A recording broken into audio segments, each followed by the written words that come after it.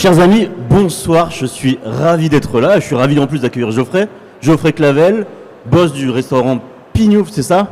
Pignouf à Lyon 7. Quel nom très drôle déjà, tout le monde se marre depuis tout à l'heure, tout le monde se dit « Ah, tu vas interviewer Pignouf », tout le monde se demande c'est qui ce Pignouf.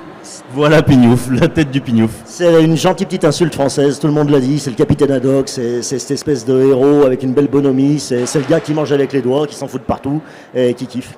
Et bien justement, revenons un tout petit peu en arrière quand même, on va quand même raconter qui tu es et pourquoi tu en es arrivé là. Tu avais un restaurant, il me semble, à côté de la fac de Lyon, c'est ça, fac de Lyon 3 ?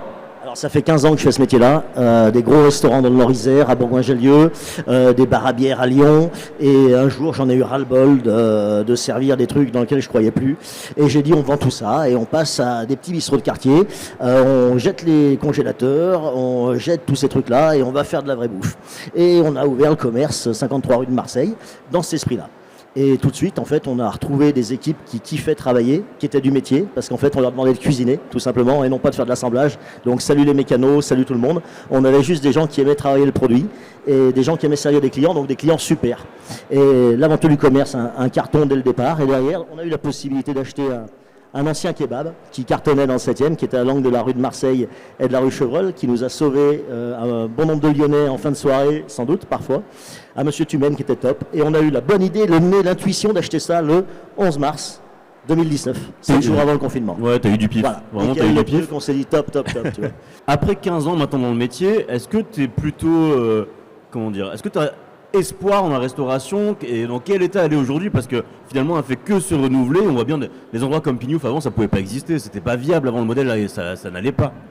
Je crois que la restauration a ramassé grave, et encore qui plus est avec le contexte duquel on sort, mais dans ce contexte-là, les gens se sont réinventés, et ça c'est formidable, et chacun a balayé un peu devant sa porte et trouvé des solutions pour rebondir, pour redonner aux gens, aux clients envie de revenir, avec un juste prix. Alors maintenant, en ce moment, c'est un peu tendu vu le prix des denrées, mais ça sera, j'espère, que passager, mais redonner le juste prix aux choses, le bon goût, le bon finish, la bonne présentation, le bon soin, et les gens se sont vachement remis en question. Et c'est super bien. Il y a une nouvelle école qui met tout le monde un peu d'or et d'aplomb.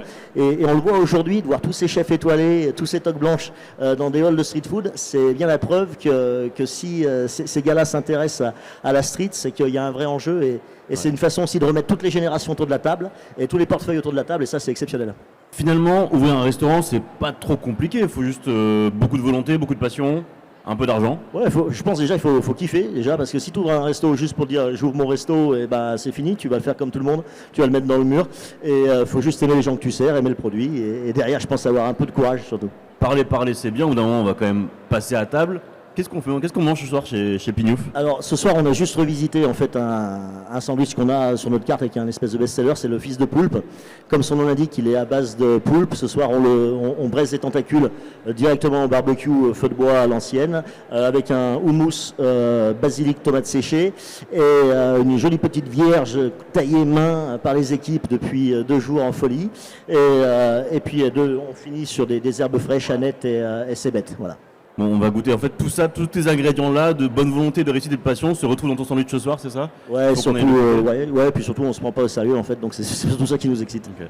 Bon, tu vas laisser la place à Thierry Marx dans quelques minutes. Donc on verra aussi la génération qui te précédait, qui essaye aussi d'avoir un discours. En tout cas, merci beaucoup Geoffrey d'avoir été là. Merci de nous avoir encouragés. Merci à toi de l'inviter. Et on a hâte de goûter. Merci beaucoup.